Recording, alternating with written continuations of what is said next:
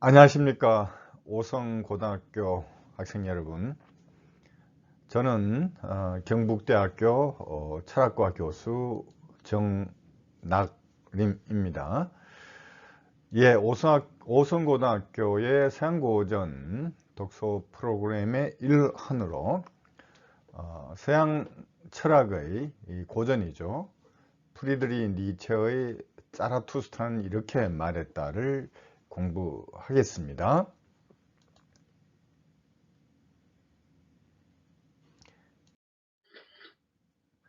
예, 여러분도 잘 아시다시피 이 니체의 영향은 대단합니다. 니체는 1844년에 태어나서 1900년에 죽은 독일의 이 현대 철학자입니다. 니체 관련해서는 수많은 이야기들이 전해지고 있고요. 그 이야기 속에는 사실과 허위가 공존하고 있습니다. 니체는 20세기 그리고 21세기 이 서양 철학사에서 굉장히 영향력이 있는 철학자입니다. 그뿐만 아니라 지금 여러분 초상화를 보고 있는데요. 이 초상화는 니체를 모델로 하고 있고 이 그림을 그린 사람은 에드와르드 뭉크입니다. 예, 여러분 뭉크라고 하면 당장 떠오르는 그림이 있죠. 절규. 예, 노르웨이의 이 표현주의 화가인 뭉크도 니체 영향을 많이 받아서 니체 초상화를 그리게 됩니다. 뿐만 아니라 문학에서는 헤르만 헤세 같은 사람이 니체 영향을 많이 받았고요. 음악에서는 구스타프 말러 같은 사람들이 이 영향을 받았습니다. 수많은 예술가들의 영감에 니체의 철학이 함께 하고 있습니다. 예, 오늘 우리는 니체의 주저인 자라투스트라는 이렇게 말했다를 중심으로 그의 생애와 사상을 한번 살펴보도록 하겠습니다. 예, 우선 짧게 니체의 생애와 그의 저작을 한번 살펴보죠. 니체는 1844년에 독일 웨켄, 지금 독일의 라이프치히 구동독이죠. 동독에서 태어났습니다. 니체 집안은 대대로 목사의 집안이었습니다. 할아버지도 목사였고요. 아버지도 목사였고 외갓집도 이 목사 집안이었습니다. 당연히 이 목사 집안의 장남으로 태어난 니체는 집안에서는 이 목사가 될 것으로 기대했죠. 근데 니체의 삶은 뭐 교회와 굉장히 밀접한 관계가 있고 그렇지만 그의 어머니, 그의 할머니의 어떤 뜻과는 다르게 학문의 길로 가게 됩니다. 그 학문의 길을 선택한 데는 뭐 다양한 이유가 있겠지만 이 가족 사이의 어떤 비극과도 굉장히 연관이 있습니다. 4살 때 아버지가 돌아가셨고요. 또 몇 달 후에 갓 돌이 지난 남동생이 죽었습니다. 그래서 결국은 니체는 니체와 그의 여동생 엘리자벳이 어머니와 할머니의 손에 길러지게 되고 뭐 이모나 고모 이런 여성들이 많은 가정에서 생활하게 됩니다. 예, 14살 때 우리로 치면 이 고등학교죠. 인문계 고등학교인데요. 슐포트라 김나지움이 오늘날 보면 고등학교, 인문계 고등학교에 해당되는데요. 슐포트라는 굉장히 유명한 그리고 유서 깊은 이 고등학교를 졸업하게 되었습니다. 여기서 철저한 인문학의 기초교육을 받았는데요. 특히 니체는 고대어, 고대 그리스어와 라틴어의 이 발군의 실력을 발휘했습니다. 또한 시도 짓고 또 음악을 작곡할 정도로 아주 뛰어난 다방면의 재능을 보였습니다. 수학은 조금 부족했다는 그런 기록이 있습니다. 예, 1864년에 20살 때 슐포트라를 굉장히 그저 우수한 성적으로 졸업하고 본대학으로 본대학과 라이프치히 대학에서 신학과 고전문헌학을 공부합니다. 여러분 우선은 뭐 신학은 가족의 전통인 목사의 길을 가기 위해서 필요한 부분이었고요. 고전문헌학은 뭐 기초학문입니다. 한국에는 고전문헌학이 없죠. 문헌정보학과와 고전문헌학은 많이 다릅니다. 문헌정보학과는 뭐 주로 어떤 도서관과 관련된 정보학과 관련된 것인데요. 고전문헌학은 말하자면 그 아주 오래된 언어, 그러니까 고대 그리스어, 지금은 뭐 사용되지 않고 읽히지 않는 뭐 이런 고대어를 연구하는 그런 공부입니다. 어떻게 보면 모든 학문의 기초가 되겠죠. 유럽 학문이 그리스에서 시작을 했고, 이 학문의 어떤 기초가 되는 것이 언어이니까 언어에 대해서 굉장히 공부를 잘 했고 또 관심이 있었습니다. 고등학교 때부터 이 고전어에 대한 실력은 탁월했기 때문에. 그래서 독일은 우리와 다르게 대학은 모두 국립대학이고요. 대학의 이 수준은 등급은 없습니다. 단지 그 학과의 어떤 특정 교수가 유명하다, 권위가 있다, 이것만 있죠. 그래서 대학을 전학하는 것이 아주 자유롭습니다. 우리가 마치 여러분의 부모가 이사를 하게 되면 전학을 가잖아요. 그것과 마찬가지로 독일에서는 대학을 전학을 자유롭게 할 수 있습니다. 그리고 대학은 학석사가 통합된 과정입니다. 졸업을 하면 이제 석사 학위가 나오는데요. 한 최소 6년 이상의 어떤 학업 기간이 필요합니다. 원래는 이제 서독이죠. 옛날 그 독일 수도였어요. 통일 전에 독일 수도가 이제 본이었죠. 그죠? 서독의 수도가 본인데요. 본대학에 가게 되었는데, 그 이유는 그때 당시에 저명한 문헌학자 리즐이라는 교수가 있었습니다. 교수가 있었는데, 이 교수의 이게 굉장히 어떤 리즐의 영향을 받았고, 리즐 교수에서 굉장히 탁월한 실력을 보였습니다. 근데 리즐 교수가 이 라이프치히 대학, 굉장히 유서 깊은 대학이죠. 라이프치히 대학도 이 라이프치히 대학으로 대학을 교수 자리를 옮기게 되었습니다. 그러니까 당연히 이 니체도 스승을 따라서 라이프치히, 고향과 멀지 않은 곳으로 멀지 않은 곳에 있는 대학으로 전학을 가게 됩니다. 결국 니체의 관심은 점점 이 신학보다는 이 고전문헌학에 관심을 갖게 되었고 흥미를 갖게 되었습니다. 그래서 결국 니체가 학자로서의 길을 가게 된 근거에는 이 리즐 교수라는 아주 저명한 문헌학자가 있었습니다. 예, 이 사진은 니체가 김나지움 고등학교를 졸업할 때 기념으로 찍은 사진입니다. 눈망울이 이렇게 또렷하고 이목구비도 또렷합니다.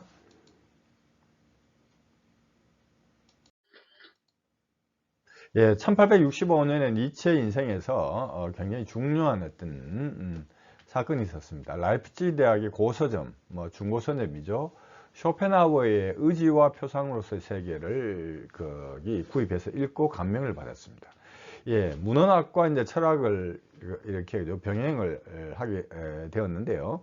결국은 나중에 이제 철학자로의 길을 가게 됩니다. 거기에는 1차적으로 이 쇼펜하우어의 영향이 컸고 칸트의 영향이 컸습니다.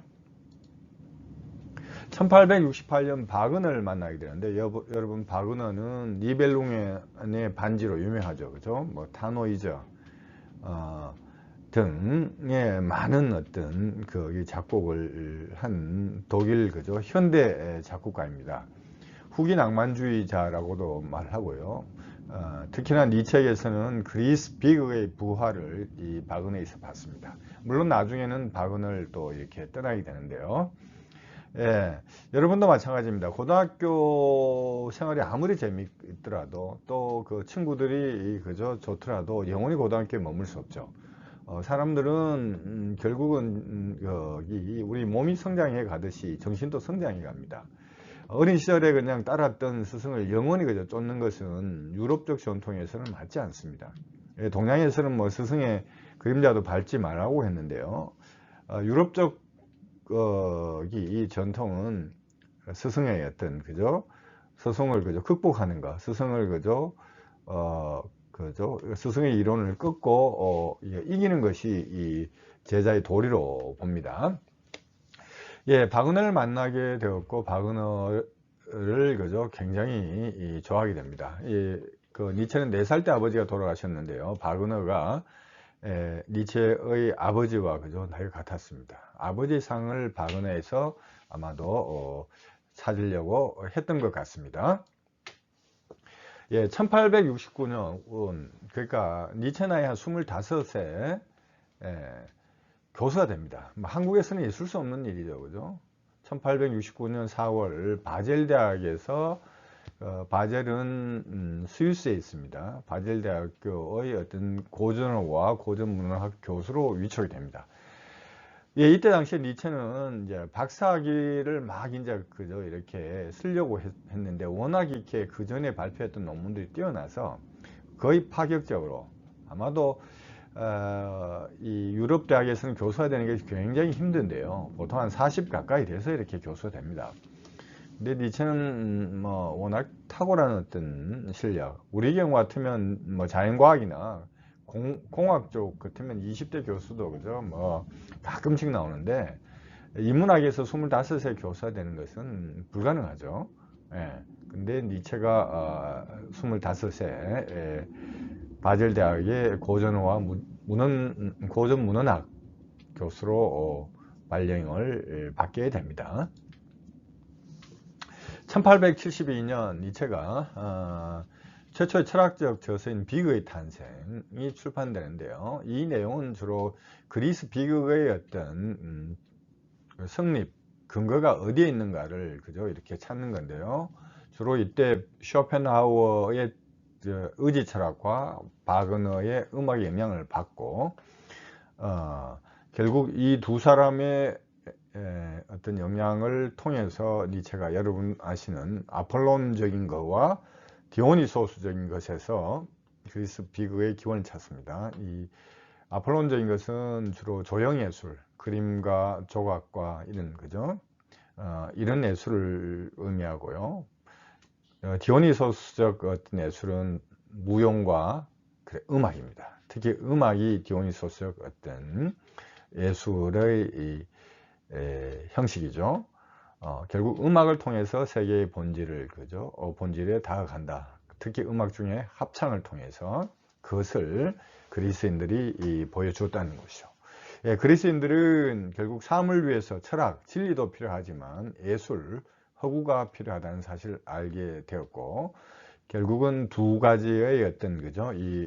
어떻게 보면 굉장히 대비되는 이 장르를 철학이라는 학문과 예술이라는 영역, 특히 비극이라는 영역을 동시에 가졌던 굉장히 지혜롭고 건강한 민족이었다. 니체는 이렇게 생각했던 것이죠.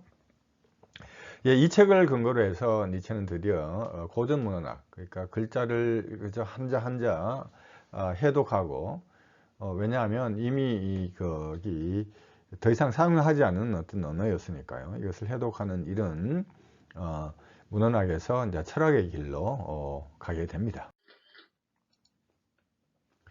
예, 1873년에 반시대적 고찰이라는 책이 나왔고요. 1876년에서 1880년까지 너무나 인간적이라는 책이 나오는데요. 여기에서 니체는 쇼펜하우어와 바그너의 이론과 결별합니다. 쇼펜하우어의 염세주의를 받아들일 수 없었고 바그너의 낭만주의, 특히 기독교적 사유에 굉장히 경도된 낭만주의를 받아들일 수 없었던 것이죠.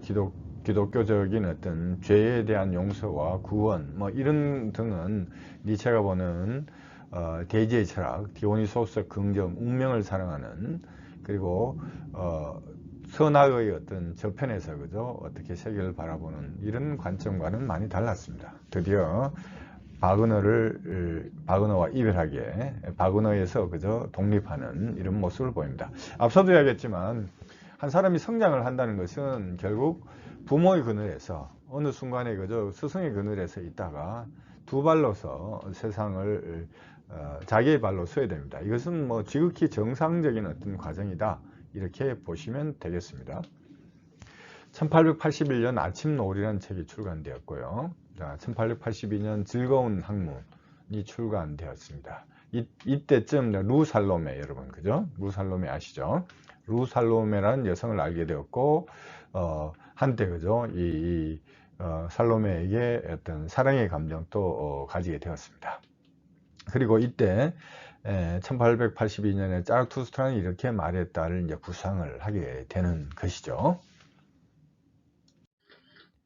예, 지금 보는 여러분 이 초상화가 바로 니체가 바젤 대학에서 그죠? 교수 생활을 할 때 찍은 사진입니다. 평안해 보이지만 사실 니체는 대학 교수로서 몇 년 재직하지 못했습니다. 건강이 굉장히 좋지 않았기 때문에 이 편두통이라든지 뭐 이런 어떤 뭐 근육의 마비 이런 등으로 해서 대학에서 강의를 하는 것이 불가능했습니다. 결국 니체가 사후에 검사를 해봤더니 이것은 바로 매독의 어떤 후유증인데요. 실제로 뭐 니체가 여성과 성관계를 했다는 이런 직접적인 근거는 없습니다. 근데 아버지의 증상과 유사했고요. 달리 보면 아버지도 역시 그죠? 매독의 후유증으로, 그래서 병명은 뇌영화증인데요. 뇌가 그죠? 이렇게 굉장히 이렇게 말랑말랑해지는 이런 어떤 병을 앓게 되었고, 이것이 그죠? 시신경에 또 근육에 뭐 영향을 주게 되었습니다. 그래서 말년의 이 책에는 거의 뭐 이렇게 글을 볼 수 없을 정도로 굉장히 어떤 시력도 나빠졌습니다.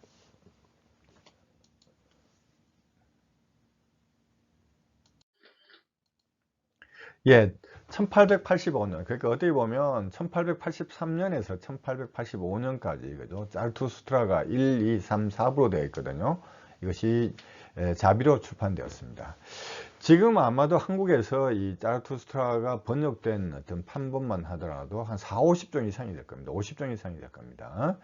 한국에는 아마 20세기 초반에 그죠? 일본을 통해서 이 책이 들어왔을 거고요. 그래서 지금 한 100년이 그죠? 넘는 어떤 니체 수용소가 있는데, 그 옛날 어떤 판본까지 하면 뭐 한 거기 헤아릴 수 없을 정도의 판본이 있습니다. 그만큼 니체가 한국인에게 특히 오늘날 그죠? 엄청난 인기 있는 철학자인데, 니체 당대는 이러한 이 책이 크게 주목을 못 받았어요. 자, 1차적으로는 니체가 문헌학자에서 시작을 해서 철학자의 길로 갔습니다. 그래서 강단에서는 저 사람이 철학자인가라고 의심을 할 수 있겠죠. 근데 사실은 이 문헌학을 기초로 해서 이렇게 니체만큼 또 언어에 그죠? 니체는 외국어에도 굉장히 탁월한 능력을 발휘했습니다. 프랑스어, 또 이탈리아어 등등 그죠? 영어는 뭐 잘 했고요. 그리고 산스크리트, 그러니까 수많은 언어를 그죠? 섭렵을 하고 구사를 했습니다. 그게 책에 잘 드러나는데요. 예, 원래 제도권에 있는 교수들은, 이 대학 내에 있는 교수들은 새로움이라든지 파격 같은 걸 굉장히 싫어하죠. 그래서 의심을 받았고, 또 하나는 니체의 이 글이 굉장히 어떤 시적이고 은유적이고 비유적입니다. 상징적입니다. 그러니까 전형적으로 철학 책에서 보여주는 주장과 거기 근거를 제시하는 이런 식의 어떤 글은 아니었던 것이죠. 그러니까 칸트의 책이나 헤겔의 책이나 뭐 이런 사람들의 글과는 굉장히 어떤 차별이 있었던 거죠.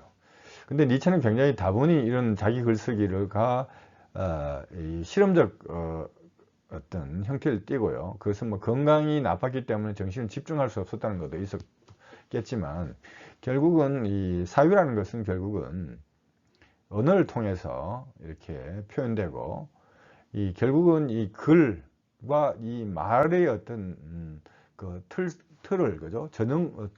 전형적인 그 틀을 벗어나야만 새로운 사유가 가능하다는 것을 알았기 때문에 니체의 글쓰기 방식은 다분히 의도적이었습니다. 자신의 새로운 이 생각을 결국은 어떤 형태의 글을 통해서 전달할 것인가. 그것은 니체가 자주 이야기하는데 바로 노래의, 그러니까 이 그리스 비극에서 합창을 하듯이 이것은 디오니소스 송가의 형태로, 그죠? 디오니소스를 찬양하는 그러한 형태로 이렇게 글을 써야 된다고 봤고, 특히나 후기로 갈수록, 그죠? 그런 글의 어떤 그 문체가 두드러집니다. 1886년에 선악의 저편, 그러니까 이 유럽 도덕에 대한 어떤 비판, 선과 악을 중심으로 도덕을 보는 이런 입장을 비판하는 책을 썼고요.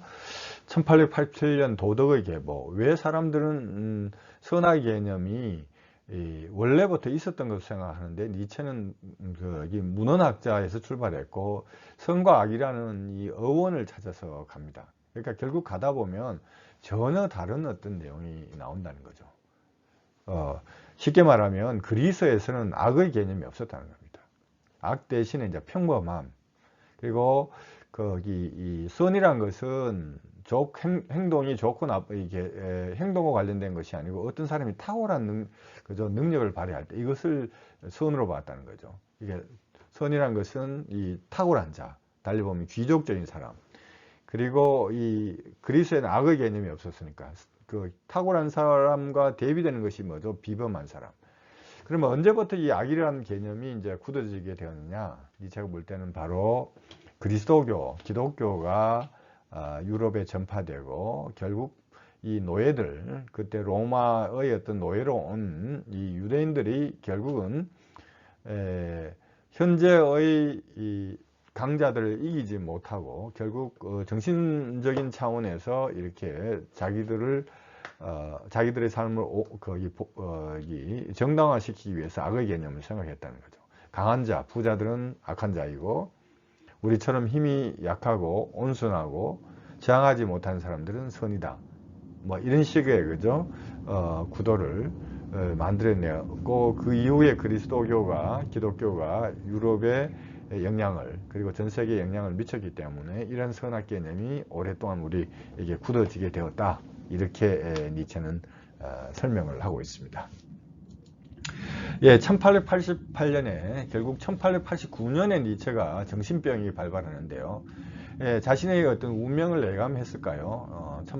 자기가 정신병이 발발하기 한 해 전에 수많은 책들을 이제 쓰게 됩니다. 안티크리스트, 그리고 바그너의 경우, 또 우상의 황혼, 이 사람을 보라. 이 사람을 보라는 니체 자서전입니다. 니체 철학을 조금 더 그죠 쉽게 접근하기 위해서 제일 좋은 방법은 이 사람을 보라를 먼저 보는 게 좋습니다. 이 사람을 보라라는 책을 구해서 보면 니체 자신이 자신을 어떻게 그죠 이해하고 평가하고 자신의 책을 그죠 책에서 가장 중요한 어떤 주장들이 뭐고 자기가 어떤 강조점을 특정 책에서 그죠 주장했는지를 잘 드러내 줍니다. 그래서 만약 여러분들이 니체 철학을 조금 더 깊게 들여다보고 싶으면 이 사람을 보라를 보고 그리고 니체 책을 그저 하나하나 읽는 방식이 좋은 독서 방법입니다. 수많은 니체 관련된 어떤 이 안내서들이 있지만 그것은 안내서를 쓰는 사람의 어떤 주관적 관점에서 이렇게 중요한 어떤 부분은 그저 빠뜨리기도 하고 어떤 부분은 침소봉대를 하기도 하고 또는 뭐 대중의 어떤 영합하는 이런 글들도 뭐 거기 많습니다. 그래서 유의해서 글을 읽을 필요가 있다. 예, 디오니소스송과 디오니소스를 찬양하는 뭐 시로 된 이런 어떤 책도 쓰게 됩니다. 1889년 1월입니다. 앞서 봤던 이런 수많은 저서를 쓰고 1월 그죠? 니체가 건강이 좋지 않았기 때문에 항상 이 따뜻한 지역, 이탈리아에 그죠? 이탈리아로 휴양을 많이 가게 되었습니다. 토리노, 투린이죠. 토리노, 유벤투스 여러분 투린 알죠? 그 토리노에서 알베르토 그죠? 광장에서 쓰러집니다. 그때 어떤 광경을 봤냐면 자기가 어떤 호텔, 허름한 호텔에서 묵고 있었는데 창문을 통해서 저 광장에 말이 한 마리 가고 있습니다. 말은 굉장히 비성 거죠. 말랐고 그 뼈가 앙상한, 그러니까 말이 굉장히 나이가 많은 말이겠죠. 말이 있었고 이 말의 어떤 그 마차에는 뭐가 실려 있었냐면 돌이 실려 있었습니다. 예, 대리석이 실려 있었죠. 한번 생각을 해보세요. 이 말이 그 못 먹고 또 나이가 많이 돼서 그죠? 이렇게 뼈만 앙상한 이런 말입니다. 자, 이 그 짐을 못 끄니까 이 마부가 채찍을 막 휘둘렀습니다. 결국 이제 말이 비틀거리다 쓰러진 것이죠. 그래서 니체가 그 광경을 보고 맨발로 뛰쳐나와서 이 말의 목을 안습니다. 더 이상 그죠? 이 말을 그죠? 이렇게 때리지 마라. 자, 그 순간부터 니체가 이제 정신병을 앓기 시작을 했습니다. 정신병에 대한 어떤 이야기도 굉장히 다양하게 이야기되는데요. 뭐 사실은 그 사실과 어떤 뭐 상상, 허구감 또는 그 세상 사람들의 어떤 그런 그 취향에 의해서 각색이 되는 경우가 많습니다. 근데 결국은 이 니체의 병은 오랫동안 진행되어 왔던 것이고 그 순간에 이제 그죠? 단지 극적으로 이제 폭발을 하게 되는데요. 예, 가족의 병이었습니다. 앞서도 이야기했지만 이 성병과 관련된 아마 니체에 앞서서 어느 그죠? 조상의 어느 대에서 이제 이 성병이 있었고 그것이 아들을 통해서 계속 유전이 됐던 것이죠. 예, 그리고 한 10년 동안 니체가 결국은 1844년에 태어났고 1900년 죽었으니까 우리 나이로 보면 56세. 그리고 10년은 그 의식불명 상태에 있었으니까 실제로 뭐 40대 중반에 그죠? 모든 지적 활동이 멈췄습니다. 한 20대부터 해서 20대 후반, 한 중반부터 해서 그죠? 왕성했는데요. 그리고 건강이 굉장히 좋지 않았기 때문에 예, 그 악전고투를 했습니다. 굉장히 어려운 상황에서도 수많은 저서를 남기게 되었습니다. 예, 그의 제자가 있는데요. 이 제자가 페터 가스터입니다. 그의 전집을 1897년부터 편집을 시작했고, 자, 이것이 그죠? 오늘날 우리에게 이제 전해지는 거죠. 사실 니체에게 여동생이 있었다고 했죠. 이 엘리자베스인데 이 여자가 이 여동생의 남편, 그러니까 그 남편이 굉장히 유태인 반유태주의자였습니다. 이 여동생 역시도 굉장히 반유태주의, 인종주의자였거든요. 그래서 니체 철학이 한때 이 히틀러나 이 무솔리니 같은 이 인종주의자들의 어떤 이론적 근거가 된 것으로 이렇게 사람들이 많이 이야기했는데 사실은 니체 책을 꼼꼼히 읽어보면 그것들이 전부 다 오해라는 사실을 멋대로 읽었다는 것을 알 수 있습니다. 니체는 결코 반유대주의자가 아니었습니다. 1900년 그죠? 8월 25일 딱 그죠? 어떻게 보면 20세기가 시작된 그 해에 그죠? 죽었습니다. 니체가 19세기 그죠? 후반에 활동을 했고 20세기 그죠? 문을 열는 그때 죽었습니다. 그리고 니체 철학의 영향은 오늘날 대학이든 일반이든 아마도 그 철학자 중에는 니체 책만큼 그죠? 많이 팔린 책이 없을 겁니다. 전 세계적으로 보면 그 수많은 언어로 번역이 되었고요. 그렇습니다. 그리고 앞서도 이야기했지만 니체의 철학은 문학, 예술 등에 그죠? 엄청난 또 사회과학에도 엄청난 영향을 끼쳤습니다. 예, 이 사진은 니체가 이때 여러분 한번 니체 사진을 한번 보십시오. 니체 사진 뭔가 이 표정이 부자연스럽죠. 예, 그 여성은 바로 니체의 어머니입니다. 어머니가 이 아들 너무나 끔찍히 사랑을 했죠.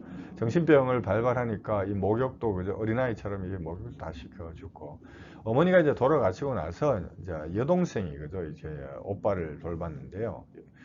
니체의 어떤 그 철학이 니체가 살아있을 때는 빛을 못 봤습니다. 니체 스스로는 이 사람을 보라 해서 나의 어떤 철학은 100년 뒤에, 한 세기 뒤에 아마 알아줄 것이다 라고 봤는데요. 사실은 놀랍게도 니체가 이 정신병에 그죠 이렇게 정신병으로 누워있을 때, 의식불명 상태에서 누워있을 그 10년 동안 벌써 유럽에는 니체 열풍이 불기 시작했습니다. 그러니까 보통 우리가 세기가 100년의 세기가 바뀔 때는 뭔가 새로운 어떤 철학을 찾게 되겠죠. 기존에 있었던 우리가 잘 아는 강단 철학, 대학에서 가르치는 교과서 형태로 된 이 책이 아니라 뭔가 어떤 새로운 사상을 찾았는데, 많은 지식인들이 바로 니체에서 그저 그러한 새로운 시대의 철학을 발견하게 된 겁니다. 니체 철학은 처음에 독일보다는 북유럽, 덴마크나 그죠, 노르웨이, 스웨덴 뭐 이런 쪽에서 그죠, 엄청난 열풍이 불고, 그리고 나서 독일로 그죠, 이 열풍이 번지게 됩니다. 니체가 이 정신병으로 누워있을 그 당시에 벌써 니체의 철학이 엄청난 어떻게 인기를 끌었고, 심지어 1차 세계대전과 2차 세계대전 당시에 이 군인들이, 독일 군인이든 뭐 연합군 군인이든 이 배낭에 그죠, 군인의 어떤 배낭에 이 포켓 그죠, 그 자르투스트라는 이렇게 말했다는 포켓 판이 다 들어있었다고 합니다. 그만큼 젊은 사람들의, 특히 젊은이들의 어떤 에게 영향을 지대하게 미쳤습니다. 불행한 철학자였죠. 어떻게 보면 이 정신병이 발발하고 뭐 또 지금 어머니는 이렇게 그죠, 사진만 보더라도 그렇죠. 어머님은 정면을 응시하는데 니체는 어머니를 그죠, 이렇게 물끄러미 그죠, 시선에 힘도 없고, 그래서 어머님이 이 병든 니체를 그죠, 이렇게 한번 안고 뭐 이렇게 그죠, 데려가서 사진관에서 찍은 사진입니다.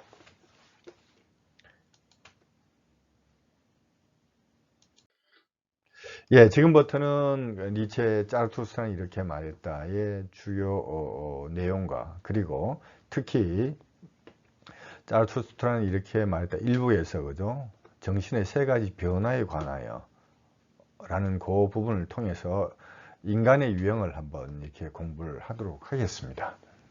자, 이 책이 바로 그죠, 알조스 프락스 자르투스트라는 이렇게 말했다 라는 어떤 책이고요. 1883년에 그 일부가 그죠, 출판이 됩니다. 부제를 보면 아임북 알레 운트 카이넨 이렇게 되어 있죠. 아임북 원북입니다. 그래서 피어는 포고요, 알레 운트 그죠, 알레는 모든 사람입니다. 그리고 카이넨은 어떤 사람도 아닌. 그래서 번역을 하자면 이렇습니다. 자르투스트라는 이렇게 말했다. 모든 사람을 위한, 그리고 그 어떤 사람도 사람을 위한 책도 아닌, 뭐 이런 식의 어떤 번역이 가능한 책이 바로 알조스 프락스 자르투스트라입니다.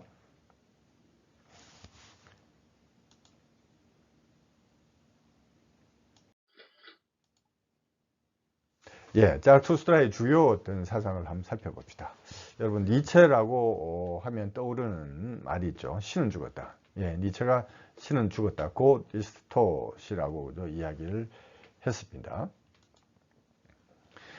신이 죽었다는 말은 사실은 뭐 니체 입을 통해서만 나온 건 아닙니다. 19세기 유럽 거죠. 19세기 중반 정도 되면 1800 그죠. 뭐 20, 30년 이때만 되면 기독교에 대한 어떤 비판이 굉장히 팽배하게 됩니다. 기독교의 어떤 그런 어떤 그죠, 행태든 또는 그러한 것이 인류 문명에 미친 영향에 대해서 굉장히 그죠, 부정적인 요소가 많이 등장하게 되었는데요. 대표적으로 호이바흐라는 사람이 있습니다. 호이바흐는 기독교의 본질이라는 책으로 유명한데요. 이 사람 역시도 목사의 아들입니다. 달리 보면 이런 식입니다. 우리가 기독교에서, 성경에서는 하느님이 창세기에 보면 하느님이 인간을 창조를 했죠. 호이바흐는 이렇게 도발적으로 이렇게 이야기합니다. 완전 주어와 수로를 전도시킵니다. 신이 인간을 창조한 것이 아니고 인간이 신을 창조했다. 인간이 신을 창조했다, 이런 이야기를 합니다. 인간이 신을 창조했다는 것은 뭐냐? 인간이 자기 자신을 돌아볼 때 자기가 이룰 수 없는 그죠, 이게 어떤 꿈, 뭐 희망, 또 어떤 바라는 것 있죠. 이것을 전부 다 투사하는 거죠. 예를 들어서 나는 모든 걸 알 수 없잖아요. 그래서 모든 걸 알 수 있는 존재가 있었으면 좋겠다. 나는 영원히 살 수 없죠. 근데 영원히 사는 존재가 있었으면 좋겠다. 또 이 오류에 빠지지 않는, 나는 그냥 실수를 하는데 실수가 없는 존재가 필요하겠다. 이런 모든 그 완전성, 또 진리, 이 선의 어떤 그 내용이 투사된, 나의 꿈이 투사된 그런 존재가 허구적인 신이고, 이 신을 사람들이 거꾸로, 그죠? 인간을 설명한, 자기를 설명하는 데 쓰였다는 거죠. 그러니까 태초의 신은 인간에 의해서 만들어진 것이다, 이렇게 봤고요. 마르크스는 여러분 그 세계를 설명할 때 그 토대, 물질을 기본으로 해서 물질의 반영이 결국 의식이라는 거죠. 어떤 하나의 문화가 또 하나의 정신적 가치는 이 물질적 발전 단계에 상응한다는 거죠. 그러니까 원시 공동체 사회에서는 수렵이나 채집이나 이런 어떤 경제 활동을 했는데, 그때 당시에 맞는 어떤 도덕이나 가치관이 있고, 또 중세, 그죠, 봉건제는 봉건제의 그죠 어떤 이 농노들이 농사를 짓는 이 가축을 이용을 해서 농사를 짓는 그 수준에 맞는 어떤 가치관이 있다는 거죠. 그때 가치관은 뭐 주인과 노예라든지 뭐 그죠 귀족과 평민이라든지 이런 식의 어떤 가치가 형성된다는 거죠. 결국 자본주의는 마찬가지입니다. 자본주의는 결국은 이게 돈이나 물질이, 그죠, 어떤 뭐죠, 그 예술이나 문화 이런 걸 결정한다는 거죠. 돈이 많으면 뭐 예를 들면 뭐 고급 문화를, 그죠, 이렇게 향유하고, 또는 뭐 거기 예술 작품도 사고 이랬다는 거죠. 그래서 결국은 기독교라는 종교는 뭐냐, 바로 이 종교가 필요했던 그런 물질적 조건이, 어떤 특정한 사회의 물질적 조건이 최초에 그때 종교가 시작될 때 그런 형태가, 달리 보면 기독교가 또 무슬림이 유대교가 등장을 했던 그 어떤 최초 시대는 거기에 그저 상응하는 물질적 토대가 그런 단계였다는 것이죠. 그래서 결국은 오히려 이러한 어떤 신이, 종교가 인간의 어떤 정상적인 어떤 삶을 옥죄고, 마치 현재 지금 문제가 있는데도 마치 어떤 천국에 있는 것으로 그저 이렇게 주장을 함으로써 현재 어떤 고통이 천국에서 해결이 된다는 식으로 가르쳤다는 거죠. 그래서 그걸 누가 이용을 하느냐 하면 바로 현재 어떤 기득권을 갖고 있는 왕이나 귀족이라든지 또는 부르주아지 어떤 그 자본가들이 그런 걸 활용을 한다는 것이죠. 그래서 이 마르크스는 어떻게 얘기합니까? 종교는 인민의, 민중의 아편이다. 오히려 지금 현재 있는 문제를 그저 눈 감게 하고 몽롱하게 하는 것이 바로 종교이다, 이렇게 이야기합니다. 그 다음에 다윈도 여러분 아시죠? 다윈은 결국 그 생명이란 것은 이 진화의 산물로 보는 겁니다.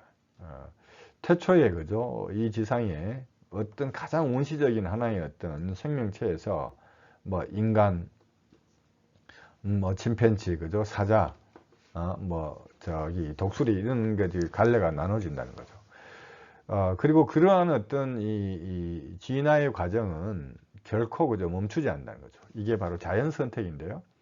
인간이 어떻게 의지를 하고 결정을 하는 것이 아니고 자연의 선택에 의해서, 그죠, 현재 우리 호모 사피엔스라는 존재가 있다는 거죠. 근데 만약에 자연이 급격하게 바뀌거나 환경이 바뀌면 인간이 생존할지 말지는 전혀 인간이 알 수 없다는 거죠. 지극히 어떤 우리는 인간은 인간 중심적으로 세계를 설명하는데, 인간 역시도 이 진화의 산물이고, 그리고 수십만 년 또 수백만 년 뒤에 인간이 이 지상에 있으리라는 보장은 아무도 없습니다. 환경이 변하면 결국은 새로운 어떤 종이, 그죠, 등장을 할 텐데, 여기 이제 적응을 하는 거죠. 변화된 상황에. 그렇다고 해서 이 진화의 방향이 반드시, 그죠, 발전 형태를 띈다는 건 아닙니다. 이건 순전히 우리가 진화가 발전 형태로 띄었다라고 한 것은 인간의 어떤, 그죠, 스스로 생각해낸 것이죠. 결국 생명체라는 것은 그 환경에 적응하는 식으로, 여러분 그 갈라파고스, 그죠, 군도에 그 새들이 굉장히 다르죠, 그죠, 지역마다. 부리가 뾰족한 것도 있고 뭉툭한 것도 있고, 그 이유는 뭐냐, 먹이를 구하는 그 환경 조건이 결국 그렇게 바뀌었다는 거죠. 오늘날 분자생물학에 의하면 보노보, 침팬지와 인간의 DNA는 99% 이상 일치하는 거죠. 자, 이런 식으로 봤을 때 다윈은 이 신이라든지 목적 목적론적인 거기 이 세계가 목적을 향해서 특별한 설계에 의해서 움직인다. 이건 다 거짓말이라고 생각을 합니다. 예, 달리 보면 이렇게 니체 이전에 수많은 어떤 철학자 또는 생물학자들이 이 창조주, 어떤 그 절대자, 신, 초월자 이런 것의 어떤 허구성을 폭락하기 시작을 했죠. 달리 보면 반그리스도교가 득세를 했습니다. 근데 니체는 여기에 이제 그죠 어떤 가치적인 차원에서 한마디 더 하는 것이죠. 그래서 니체가 신은 죽었다라고 할 때 이 신은 반드시 기독교적인 인격 신을 의미하지 않습니다. 이데아나 신, 이성, 정신, 국가 등 절대적이고 보편적인 진리에 그죠 척도가 되는, 그러니까 하나의 유일한 모든 어떤 진리는 여기서 출발하는 거야. 모든 어떤 가치는 여기서 출발하는 거야 라는 거죠. 플라톤의 이데아, 기독교에서 신, 그리고 근대에서 이성, 또는 해겔에서 정신, 국가, 이런 것들은 일종의 인간의 편의에서 만든 하나의 허구이지 실체가 아니라는 거죠. 자, 이런 것들이 보편적인 어떤 이런 것들이 니체 당대 19세기 중반, 중후반 정도 되면 사실은 그것들이 전부 인간이 만든 허구라는 사실이 이제 폭로된다는 거죠. 그래서 절대적 존재와 가치가 무의미하게 되었다. 그래서 결국 이런 상황을 니체는 바로 신이 죽었다라는 어떤 이야기입니다. 그러니까 절대적 가치는 뭐냐? 지금까지 인간의 삶을 버티게 했던 인간은 이성적 존재야. 이렇게 이야기했는데 사실은 이성적이지 않다는 것이죠. 오히려 감성이나 충동이나 이런 것이 훨씬 더 중요한 역할을 한다는 거죠. 또 적응이라든지 이런 것이 중요하죠. 그래서 지금까지 믿어왔던 태양과 같은 또 북극성과 같은 불변하는 그 진리란 것이 사실은 가짜이다. 그렇다면 인간이 어디에서 그죠 길을 찾아야 될까? 이걸 고민하게 되겠죠. 태양이 사라진 이 깜깜한, 그리고 모든 어떤 내게 등불이 되었던 어떤 이런 어떤 그죠 이 가치들이 그죠 사람들이 사라졌다. 그러면 결국은 갈 길을 모릅니다. 막 헤매게 되겠죠. 이 상태를, 그러니까 유럽이, 그러니까 이 가치가 공백이, 옛날 가치는 흙으로서 판명이 났고, 그렇다고 나를 인도할 새로운 가치도 등장하지 않은 이 어떤 암흑의 상태를 니체는 허무주의라고 이렇게 이야기합니다. 니힐리즘이라고 이야기하죠.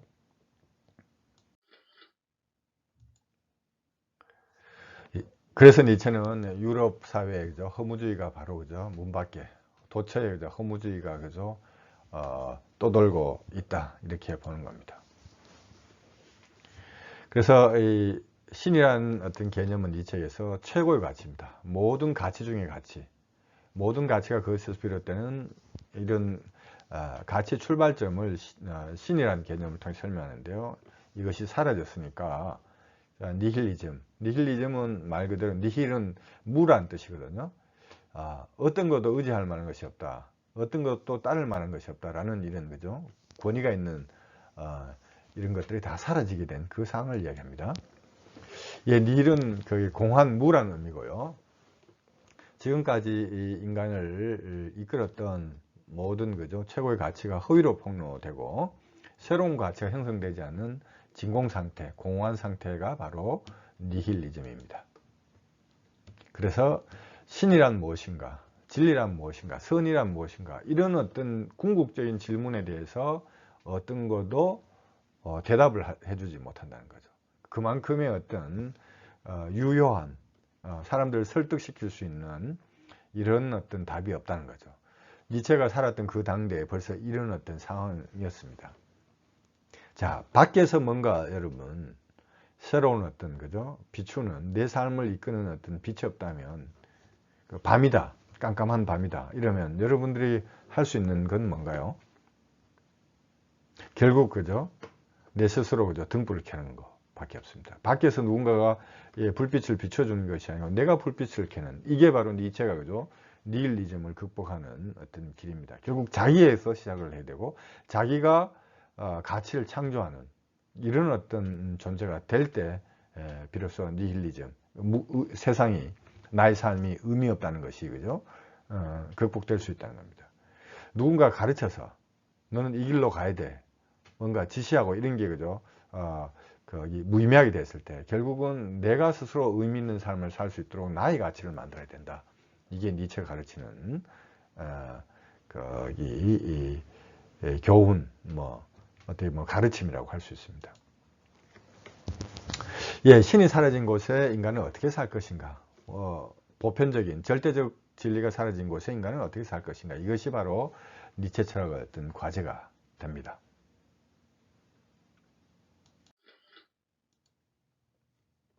자, 그러면 세계의 진짜 모습은 뭘까? 신의 어떤 질서, 신의 법칙, 또는 이성의 법칙, 또는 어떤 자연과학적인 절대적 법칙, 이런 것들이 무의미해진 곳에, 그렇다면 세계의 어떤 그 진짜 모습은 뭔가? 이걸 니체가 생각을 했는데요. 세계는 바로 힘의 의지, 보다 강해지려는, 보다 탁월해지려는, 나의 힘을 발휘하고자 하는 힘의 의지와 영혼회귀, 이 힘이 끊임없이 다시 반복된다는 겁니다. 자, 이걸 통해서 니체가 자기의 철학을 이야기하는데요. 결국은 인간은, 모든 생명체는 살고자 하는 욕망이 있고 살고자 하는 의지가 있다는 거죠. 나팔꽃이 이렇게 줄기를 타고 하늘로 올라가듯이, 이게 전부 힘의 의지입니다. 이 짐승들끼리 경쟁을 하는 거, 이게 전부 다 힘의 의지입니다. 인간 역시도 이런 힘의 의지가 있겠죠. 결국은 우리가 살고 있는 이 시간과 공간이라는 것은 이 힘들이 끊임없이 경쟁하고 부딪히는 곳입니다. 그 이상이 없다는 것, 이게 이제 영혼회귀입니다. 아무리 우리가 12번 더 태어나도 지금 우리가 사는 이 모습을 벗어날 수 없다. 결론은 뭐죠? 영원히 계속 동일한 삶이 반복되면 결국은 현재 내 삶을 사랑을 해야 된다는 거죠.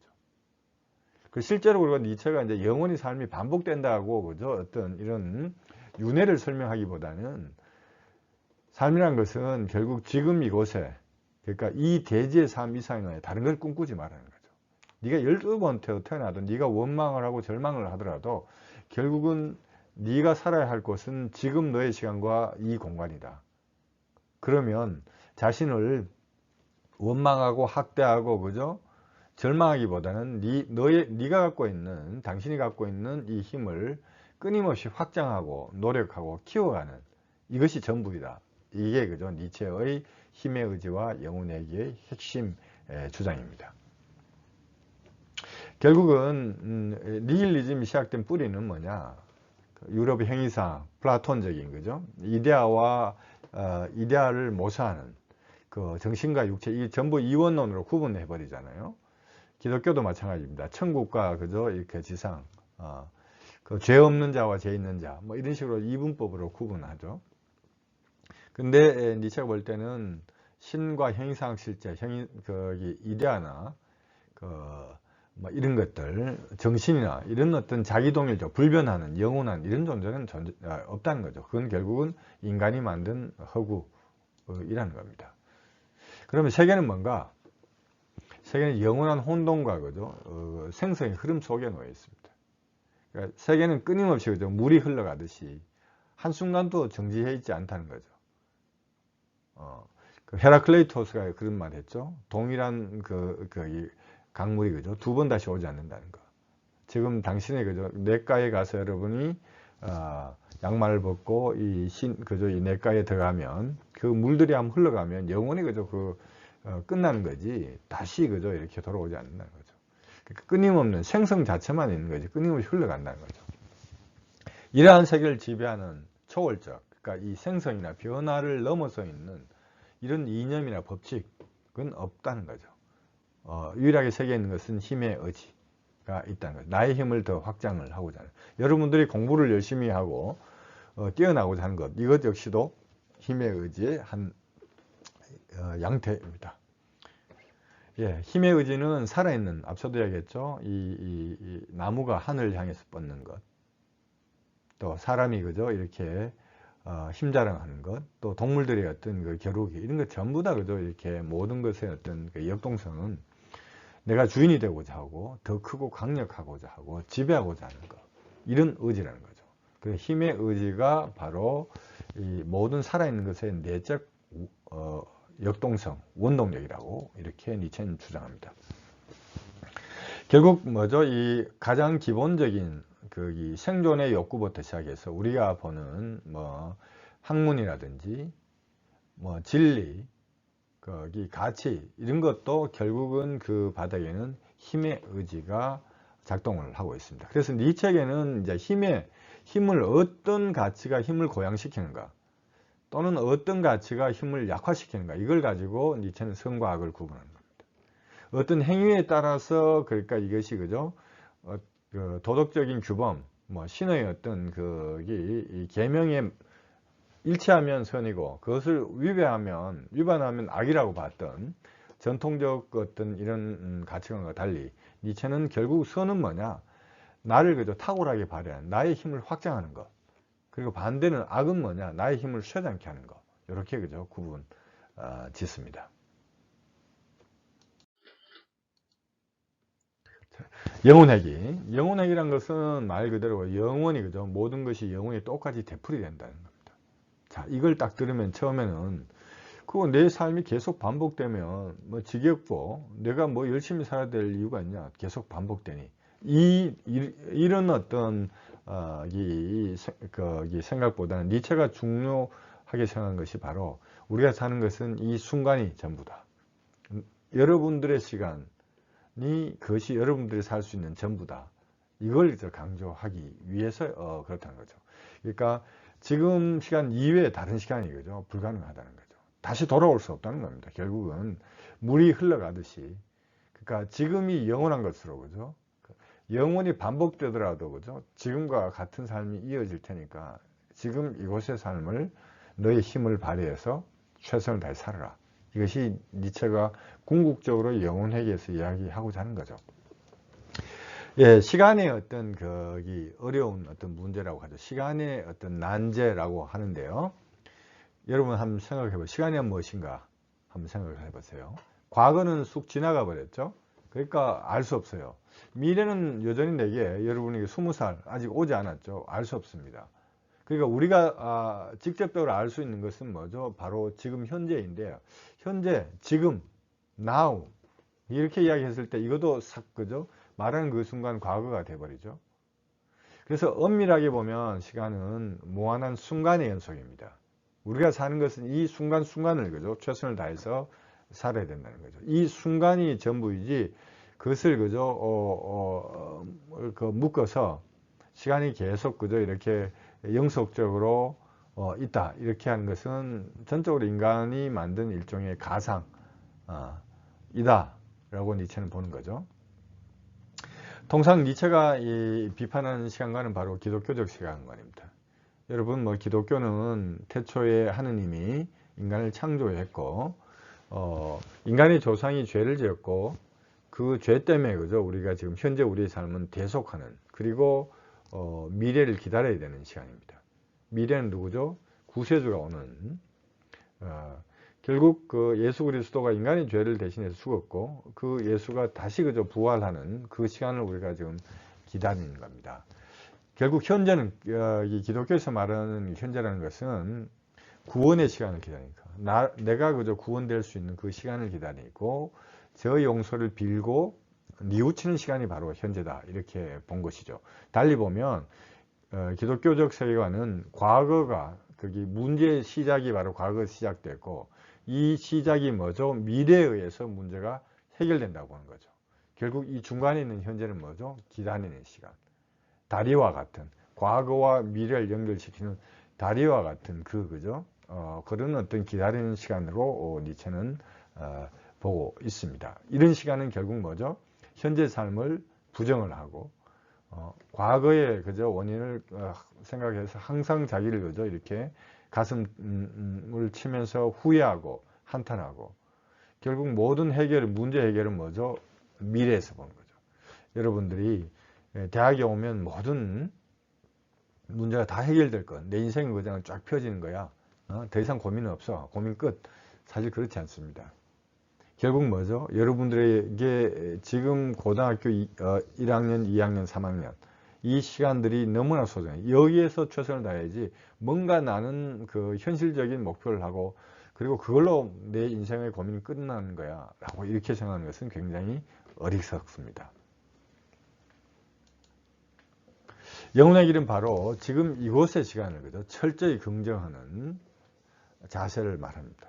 그 순간의 영혼성을 긍정하고 저 세상, 그러니까 지금의 나의 삶과 무관한, 그리고 그 어떤 관계가 있다고 그죠? 이렇게 근거도 그죠? 발약한 그 미래의 또는 천국의 그런 세상을 꿈꾸는 것을 영혼회기는 철저히 그죠? 거부합니다.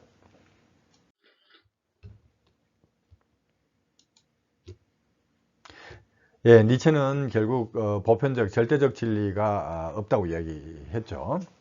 그것은 일종의 인간의 필요에 의해서 만들었고, 또 어떤 거기 집단이 그것을 자신들의 어떤 통치를 위해서 활용을 하는 거죠. 교회가 되었든 국가가 되었든 민족이 되었든 이렇게 활용을 하는 거죠. 니체의 진리는 결국 하나가 아니다. 뭐 니체의 이런 주장은 오늘날 우리가 이 문화상대주의, 다원주의와 굉장히 그저 일치합니다. 어떻게 보면 니체가 100년 전에 자기의 어떤 철학이 한 세기 이후에나 이해된다고, 이해될 것이라고 이야기했는데요. 지금 우리가 보는 가치의 다원성, 여러분도 이제 부모님하고도 이렇게 한 번씩 부딪힐 때도, 근데 여러분들의 어떤 거기 원하는 바가 있고, 또 여러분들이 좋아하는 어떤 것이 있죠. 이것을 포기하고 싶지 않은 거죠. 니체는 바로 이런 이야기입니다. 그런 걸 포기하지 말라는 거죠. 진리라는 아버지의 그 말씀, 그게 절대적 진리가 아니라는 거죠. 물론 아버지의 어떤 입장에서는 그 하나의 진리입니다. 그리고 굉장히 자식들에게는 필요한 어떤 부분이고, 우리는 그러한 어떤 부분에 귀를 기울일 필요는 있지만 그것이 죽었다 깨어나도 불변하는 그런 진리는 아닙니다. 니체가 바로 이 이야기를 하는 것이죠. 진리는 하나가 아니다. 이것을 니체는 관점주의라는 건데, 우리의 관점이 있죠. 그죠? 너의 관점, 나의 관점. 그리고 너의 관점, 나의 관점을 포괄하는 우리의 관점이라는 것이, 그죠? 절대적 불변한 우리의 관점 없다는 겁니다. 진리와 가치는 뭐 이데아나 신에서 유래하는 것이 아니고 개별자의 관점입니다. 그런데 개별자는 뭐죠? 생물학적으로, 사회적으로, 역사적으로 다 다릅니다. 이순신이 갖고 있는 관점과 여러분 관점 다르죠.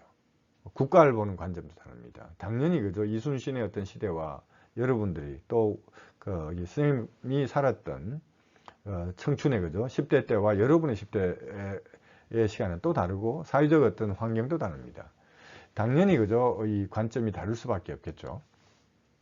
그래서 뭔가 어떤 세상을 알고 싶다. 지식의 어떤 출발이 바로 인식이죠. 지식은 결국 그 인간이 삶에 대한 어떤 삶을 체계화시킨 것이잖아요. 그래서 결국은 이 인식은 결국은 그 니체가 볼 때 그 우리 어떤 진리라는 것, 학문이라는 것은 가장 밑바닥에는 뭐냐면 자기 보존의 욕구가 있습니다. 자, 자연을 관찰할 때 여러분 한번 보시죠. 우리는 12달로 이렇게 그죠? 달을 구분하잖아요. 계절은 사계절이죠.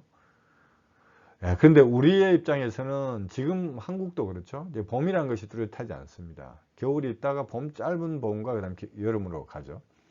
또 북극이나 이쪽은 또 다르겠죠. 또 아프리카는 다릅니다. 그들이 갖고 있는 계절의 감각은 다르다고요. 그래서 사계절이라는 것, 그 사람들은 뭐 아프리카 사람들이나 이런 사람들은 눈도 모르잖아요. 눈이 어떤 것인지도 모릅니다. 이런 걸 갖고 우리가 그 세계는 사계절이 있는 거야 라고 그죠? 이런 식으로 강조하는 것은 굉장히 그죠? 오만한 자세입니다. 그러면 계절이나 시간이라든지 왜 그 시간을 24시간으로 분리했을까? 그죠? 계절은 사계절로 분리했을까? 그 달을 12달로 했을까? 이건 순전히 그죠? 일종의 자기 보존 욕구입니다. 어떻게 보면 원시로 갈수록 생존이 굉장히 중요했고, 각각의 어떤 그죠? 어떤 계절별로, 달별로 해야 될 일이 있겠죠? 겨울에는 뭐 어떤 일을 해야 되고, 제일 중요한 게 봄이겠죠? 씨를 뿌려야 되고, 또 가을이면 추수를 해야 되고, 이런 어떤 절기는 뭐 수십만 년이 흘러가면서 인간이 자연스럽게 자기 생존을 위해서 스스로 어떤 이 시간들을 그죠? 이렇게 구분하는 이것이 생겼습니다. 그래서 이후에 그게 언어화되고, 이제 언어가 발명이 되고, 그것을 이제 책 속에서 이렇게 확정짓고, 또 교육을 통해서 우리가 배우는 것이죠.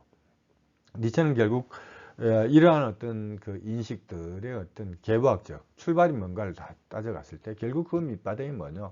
힘의 의지가 작동한다. 자연을 어떤 식으로든지 내가 지배를 해야 되는데, 그러려면 결국 자연의 운행 방식을 내가 어떤 식으로든지, 그죠? 내가 나의 어떤 거기 인지력으로 결국은 구성을 할 수밖에 없는 거죠. 그래서 모든 어떤 삶의 출발도 바로 이 거기 힘의 의지, 나를 보존하려는, 나를 강화하려는 이런 어떤 욕망이 거기에 있었다는 거죠. 그래서 인식은 기본적으로 앞서도 얘기했지만 거기 사회적, 생물학적으로 여러분들이 굉장히 그죠 여러분의 어떤 건강 상태, 그럼 한번 생각을 해보십시오. 100만 년 전에 인간이 갖고 있는 어떤 생물학적 건강 상태와 지금 우리가 갖고 있는 어떤 건강 상태는 다릅니다.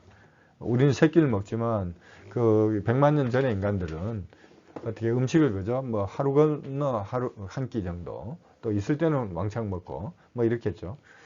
또 사회적인 어떻게 보면 이 폭력으로부터 어느 정도 법적으로 그죠? 이렇게 개별자를 보호해 준 그런 시대와 전적으로 그죠? 자연의 폭력 앞에서 노출되어 있던 그런 사회에서 어떤 인간이 어떤 세계를 보는 눈은 다르겠죠. 역사도 마찬가지입니다. 예. 거기 기원전과 그죠? 지금 21세기의 어떤 그 사회는 역사는 다르죠. 그래서 결국 인식은 어떻게 보면 굉장히 이런 조건들에 의해서 제한된다. 이것을 다 떠면 인간의 생물학적, 사회적, 역사적인 어떤 이 조건들을 뛰어넘어서 보편적 진리, 이것은 허구이다. 결국 우리의 인간은, 개별적 인간은 이러한 조건에 의해서 지배를 받고 있는 존재이고, 그 존재에서 가장 중요한 것이 뭐냐? 바로 힘의 의지입니다. 생존을 위해서 내가 어떻게 나의 힘을 확장시킬 것이고 또 활용할 것인가, 이것이 바로 그죠? 진리의 밑바닥에 있다는 거죠. 그래서 객관적, 보편적이라는 것은 이해관계, 나의 이익을 떠나서 거기 중립적인, 가치 중립적인, 이익 중립적인 이런 것은 존재할 수가 없다는 거죠. 모든 것은 단지 하나의, 출발은 하나의, 한 사람의, 그리고 어떤 특정 집단의 관점이 시작됐고, 이것을 그죠? 어떻게 언어에 의해서 추상화시키고 또 교육을 통해서 후대에 그죠? 이렇게 전수하는 이런 방식을 통해서 점점 일종의 진리처럼 확정된 것처럼 이렇게 믿게 만들었다는 거죠. 보편적 지식은 인간이 자신의 안전을 위해서 만들어 놓은 허구입니다. 자, 사회에 여러분 법이 없다고 생각해 보십시오. 만약에 우리가 길을 갈 때 오른쪽으로 보행을 해야 되는데요. 왼쪽으로도 그죠? 한때는 또 왼쪽으로 갔거든요. 지금은 우리 오른쪽이잖아요. 보행자는. 자, 이런 어떤 규정이 없으면 혼란이 오겠죠. 한 사회가 그죠? 인구가 늘어나고 그러려면 뭔가의 질서가 있어야 되고 이 규범이 있어야 됩니다. 이런 걸 따를 때 또 약속도 마찬가지잖아요. 내가 10시에 그죠? 친구를 만나기로 약속을 했는데 친구 안 오면 여러분 어떻습니까? 굉장히 기분이 나쁘고 그죠? 불쾌하겠죠. 아, 저 친구는 믿을 수 없구나. 그래서 결국은 이런 약속이라는 거죠. 이 보편적 지식은 절대적인 것이 아니고 그때그때 그죠? 지켜야 될 약속이지, 그것을 넘어서 그죠? 영원히 또 시대적으로 또 어떤 그 사회적으로 민족의 차이 없이 모든 것이 똑같이 이렇게 절대적인 어떤 그 권위를 갖는 이런 어떤 하나의 진리는 없다는 거죠. 그래서 심지어 자아 주체도 마찬가지라는 거죠. 자아 주체도 결국은 여러분 한번 생각을 해보십시오. 초등학교 때 여러분하고 지금 그죠?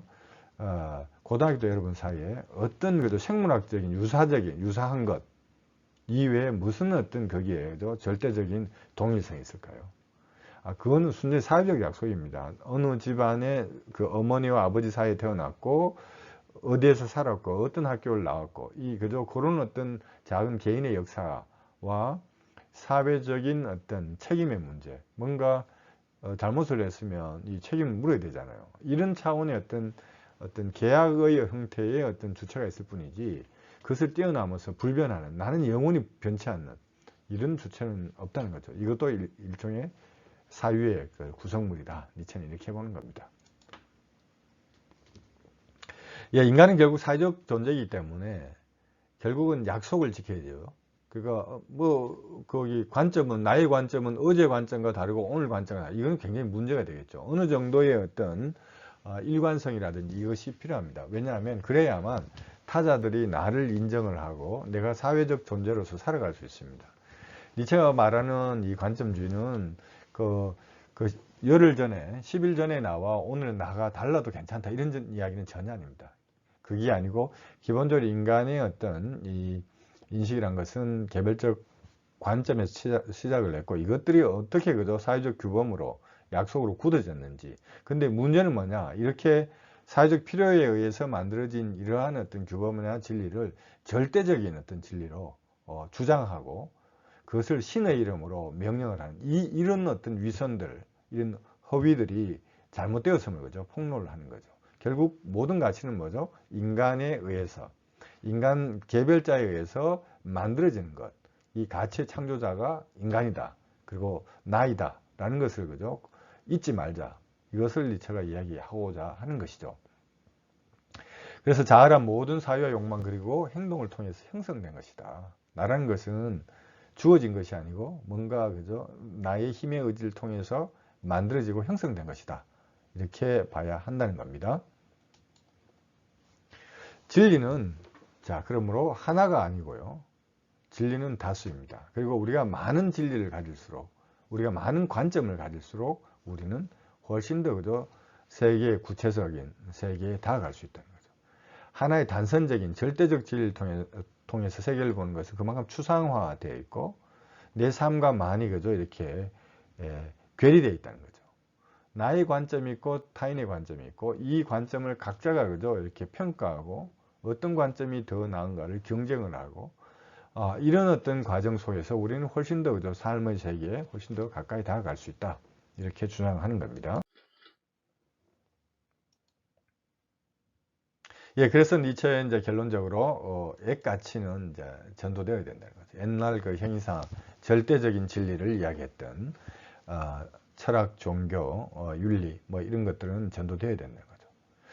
예, 특히 이제 니체가 액가치를 전도시켜야 된다고 했을 때 바로 몸과 그죠 정신 또는 의식의 관계입니다. 전통 철학에서 우리가 이제 몸이라는 것은 굉장히 동물적인 거, 충동의 그죠 어떤 덩어리이고. 그래서 동물적 속성이다. 인간이 되려면 결국은 이 동물성을 버려야 된다고 이렇게 주장을 했죠. 근데 그렇게 하면서 이게 육체의 어떤 욕구에 따른 것은 이 만악의 모든 악의 근원이라고 봤는데 니체는 이걸 전도시킵니다. 근데 여러분 한번 생각을 해보십시오. 여러분이 만약에 아름다운 또는 아주 그저 이렇게 요즘 같으면 꽃들이 많이 피잖아요. 향기가 납니다. 의식은 뭐냐면 이것을 글로 표현하고 말로 표현하는 것이 의식의 어떤 역할이죠. 정신의 역할인데 여러분 라일락 향기를 맡는다. 또는 요즘에 어떤 절정을 이루는 아카시아 향기를 맡을 때 그걸 여러분 언어로 다 표현할 수 있나요? 그 미묘한 그리고 개인별로도 차이가 있고 또 여러분 이 높은 산에서 노을이 질 때 붉게 물든 이 노을을 여러분 말로 보는 그 순간을 말로 다 표현할 수 있겠어요? 없습니다. 시인들은 아주 탁월한 어떤 능력이 있지만 시인들 역시도 그 부족함을 한탄하는 거죠. 언어에. 그만큼 언어라는 것은 또 의식이라는 것은 우리가 보는 이 오감에 의해서 그죠? 감각에 의해서 받아들여지는 것을 추상화시키고 일반화시키는 겁니다. 근데 훨씬 더 생동적인 것은 뭐죠? 1차적인 우리가 이 몸에서 받는 감정 느낌입니다. 그래서 세계에 훨씬 그저 직접적이고 민감하고 직접적으로 관계하는 것은 바로 몸이지 정신이 아니라는 겁니다. 그래서 오늘날 여러분 철학이나 문화에서 이 몸이 굉장히 중요하잖아요.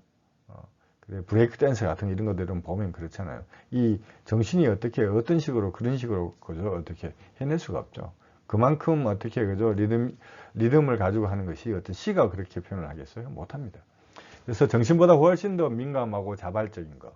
또 위기 상황에서 몸의 어떤 자극들. 그래서 우리는 인간은 뭐냐면 항상 그러니까 이 몸이 굉장히 민감한 그런 부분을 지각할 수 있는데 점점 기계로 대체하려고 하는 거죠. 근데 뭐죠? 차를 운전하면서도 여러분 전부 다 그저 내비게이션에 의존하죠. 만약에 내비게이션이 고장 나면 그만큼 우리는 그저 우왕좌왕 하는데요. 그 말은 뭐죠? 인간이 갖고 있는 이 감각의 능력을 인간은 점점 이렇게 그죠? 활용을 하지 않고 이것보다는 기계에 의존을 하게 되었다는 거죠. 그래서 여러분 지진이 날 때 뱀이나 이 쥐라든지 설치류 있잖아요. 땅바닥에 있는 이런 동물들이 결코 이 지진에 피해를 받지 않는다. 해일이 났을 때도. 그건 전조를 하기 때문에 땅을 딱 붙이고 있기 때문에 땅이 어떤 식의 진동이 있다는 게 미리 안다는 거죠. 인간보다 훨씬 더. 인간은 결국은 어느 정도 수준까지 가야 인공위성을 보거나 무슨 지진계를 통하거나 이렇게 하는데 실질적으로 그죠. 뭐 배가 이렇게 침몰을 한다 이럴 때 그죠. 가장 먼저 이렇게 반응하는 것이 이런 동물이라고 합니다.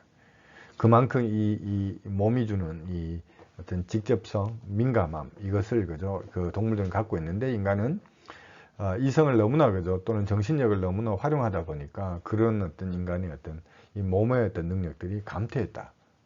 그죠? 라고 말할 수 있습니다. 그래서 니체는 몸과 정신의 관계를 큰 이성과 작은 이성의 관계로 일단 표현을 하고요. 이렇게 말합니다. 이 자르투스트라는 이렇게 말했다에 나온 내용인데요. 그대가 정신이라고 부르는 그대의 작은 이성도 몸의 도구다. 몸이 느꼈던 정서, 느낌, 감정 이것들이 추상화된 것이 추상화되고 나중에 기억되는 것이 그것이 바로 정신의 역할이라는 거죠. 1차적인 근본적인 것은 바로 몸이라는 거죠. 그대의 커다란 이성의 작은 도구. 이성이라는 것은 몸은 큰 이성이고요. 이성은 작은 이성. 몸의 장난감에 불과하다. 이렇게 니체는 얘기합니다. 그래서 결국은 니체는 전통적으로 이 몸과 그저 어떤 정신의 관계를 전도를 시키는 겁니다. 그래서 정신은 앞서도 이야기했지만 수많은 몸의 활동 중 일부이며 그것의 특징은 세계를 반성적으로 파악하고 질서를 만들고 무엇보다 언어화시킵니다. 이 정신은 결국 인간이 경험했던 모든 것을 언어화시키는 거죠. 근데 언어는 결국 여러분 ABCD 그죠? 우리가 가나다라 이거 그죠? 이런 어떤 그 속에 모든 세계의 사실들을 그죠? 이렇게 다 집어넣을 수가 없어요. 언어화시킬 수 없는 것이 훨씬 더 많습니다. 느낌, 감정, 그죠? 그 미묘함, 그 찰나. 이것은 몸이 그죠? 훨씬 더 잘 기억을 한다는 겁니다. 그래서 이 니체는 의식 이성 또 정신은 그죠? 정신이라는 것은 빙산의 일각, 몸의 일각에 불과하다. 몸의 일각과 같은 것이죠. 그러니까 사실은 물 아래 수면 아래는 이 몸이라는 더 거대한 어떤 거죠. 인식의 어떤 그 뿌리 세계와 그저 접하고 있는 그런 어떤 기관이 있다는 겁니다. 이런 생각들은 니체 이후에 그죠? 둘레즈 같은 이런 프랑스 철학자, 푸코 같은 이런 철학자에 의해서 계승이 됩니다.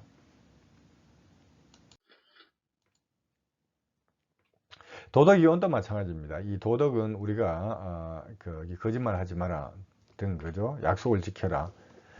이런 것들은 일종의 공동체가 유지하기 위해서 그죠? 규범을 만든 거죠. 그것이 특정한 공동체에서 그런 약속들이 있었고요. 또 이것이 그러니까 이게 그 이후에 그죠? 어떤 특정한 집단들이 어떤 헤게모니 권력을 장악하고 그것을 그죠?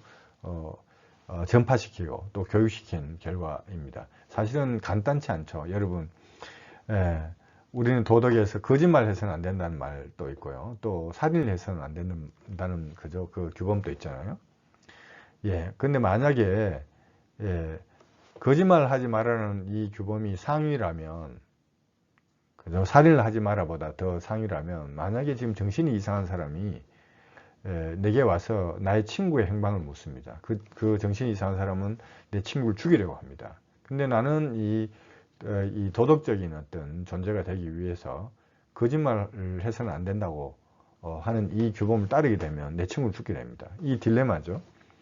이런 것처럼 조금만 생각해 봐도 이 도덕 규범들 간에 충돌하는 것이 엄청나게 많습니다. 정의도 마찬가지죠.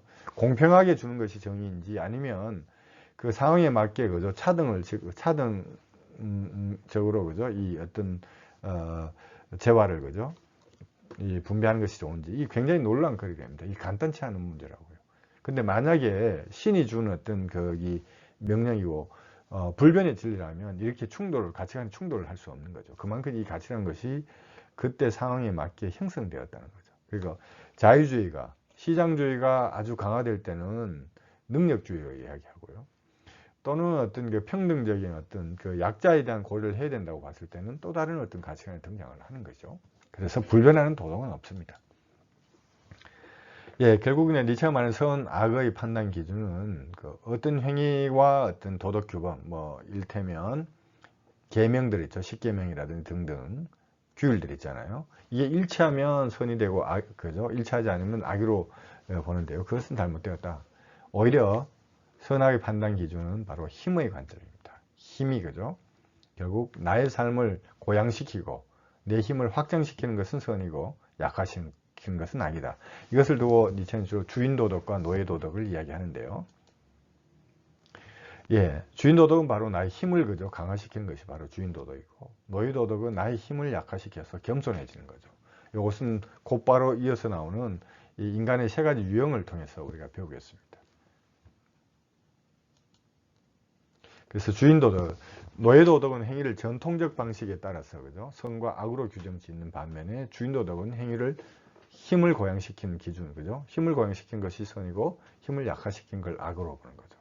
그리고 그리스에서는 여러분 아예 악 개념이 없었죠. 그래서 위대함과 비속함, 평범함으로 나눕니다. 유럽의 도덕은 기본적으로 이런 선악이라는 개념은 기독교 도덕을 그죠 근간으로 하고 홀로서기를 그죠 거부하고 집단 속에서 평안을 느끼고 집단 속에서 뭔가 그죠 안락을 느끼는 이런 사람들이 만들어낸 가치가 저 무리에 편성하려는 이런 가치가 바로 선악 개념입니다. 그래서 니체가 볼 때 사랑, 평화, 온순, 평등 이것은 노예도덕의 전형적 가치 목록입니다. 여러분 한편으로 생각하면 이런 가치는 굉장히 중요하지 않느냐. 뭐 중요할 수 있습니다. 중요하죠. 한데 이런 것을 좋은 것으로 선으로 이렇게 했을 때 사람이 탁월해지고 싶다. 나의 능력을 한번 발휘해 보고 싶다. 내가 한번 위대하고 그죠? 나는 나의 삶을 진짜 한번 예술가처럼 한번 나의 삶을 한번 조형을 해보고 싶다. 이런 어떤 의지를 꺾는 거죠. 진짜 그죠? 여러분 친구를 위한다면 그 친구가 힘들어하고 하면 결국 친구를 그래 너 상황이 그러니까 뭐 계속 그죠? 이렇게 그 친구의 입장에서 그 친구를 위로하는 것이 아니겠죠. 어느 순간에는 그 친구가 그러한 힘든 과정에서 빠져나와야 되는데 그 빠져나온 것은 누가? 여러분이 해줄 수 없어요. 그 친구의 어떤 자기 힘으로 빠져나올 수밖에 없습니다. 니체가 강조하고자 하는 건 봐죠. 결국 모든 어떤 이 어려움의 시련의 문제를 무리에 집단에 들어가서 그러니까 이 안락함과 평화를 속에서 해결하는 것이 아니고 그 문제를 돌파해내려는 이런 의지와 힘이 필요한데 그런 것을 그죠 이 오랫동안 사람들을 망각했다는 거죠. 평등의 가치를 그죠 너무 높이 평가함으로써 위대해지려는 이런 어떤 의지가 약화되었다 이렇게 이야기하는 겁니다. 예, 지금부터는 오늘 그죠 할 내용의 마지막이고요. 어떻게 보면 제일 중요한 겁니다. 인간의 세 가지 유형을 한번 이야기하겠는데요. 인간은 태어나는 것이 아니고 만들어지는 것이다. 니체가 정신의 세 가지 변화에서 낙타와 사자와 어린아이를 이야기합니다.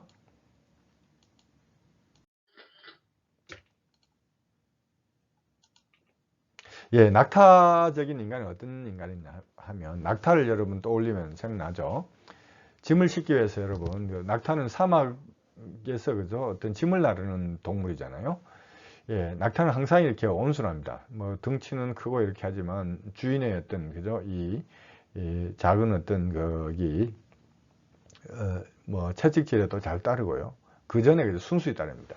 낙타는 낙타적 존재는 뭐냐면 전통에 대해서 절대적으로 복종하고 자신을 낮추는 좋게 보면 겸손이죠. 자기를 비하를 하는 거죠. 낙타의 힘의 의지는 뭐냐면 자기를 비하하는 데서 자기의 존재 의의를 찾습니다. 그래서 낙타는 그죠 주인이 너는 해야만 한다 라는 말을 그죠 평생 그죠 이렇게 마음속에 새기고 그에 따릅니다. 그래서 낙타는 이 주인의 말에 반응 없이 수행합니다. 근데 낙타는 뭐 대가 없이 이걸 수행하겠습니까? 그 낙타는 오아시스를 그저 꿈꾸고 그 물과 풀이 그저 무수한 것을 그저 주인이 보상해 주리라고 믿었죠. 그래서 낙타에게 힘의 의지는 뭐냐 하면 참아내는 능력입니다. 낙타는 그죠? 탁월한 낙타, 뛰어난 낙타는 뭐냐? 짐을 그죠? 많이 실수록 또 물을 적게 마시고 그죠? 휴식 없이 그죠? 중단 없이 가는 이런 그죠? 능력이 바로 낙타에게 어떤 힘입니다. 그래서 낙타의 어떤 힘은 결국 무거움을, 이 무거움 뭐죠? 전통이 그죠? 어떤 명령하는 이런 어떤 가치들이죠. 이 가치를 묵묵히 참아내고 복종하고 또 스스로 반항하는 거죠. 자신을 그죠? 이렇게 질책을 합니다.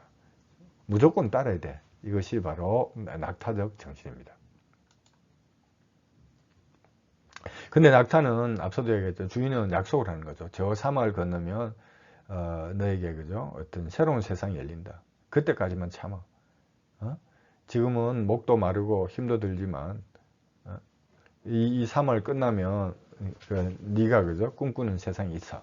이렇게 계속 그죠? 이렇게 이야기하는 거죠. 그래서 허구적인 어떤 약속을 계속 주인이 하는 거죠. 예, 결국은 근데 아무리 가도 그 길은 없습니다.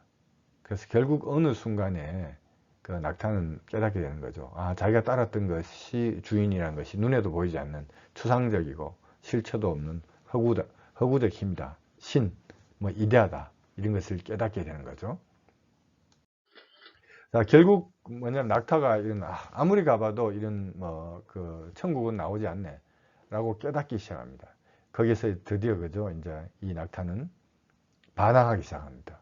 주인이 계속 약속을 했고 젖과 꿀이 흐르는 세상 그리고 고통과 눈물이 없는 세상이 저기 있다. 네 조금만 참으면 네 참는 만큼 보상이 더 많다 이렇게 이야기하는데 어느 순간에 그죠? 낙타가 이것은 아니구나 라고 깨닫게 됩니다.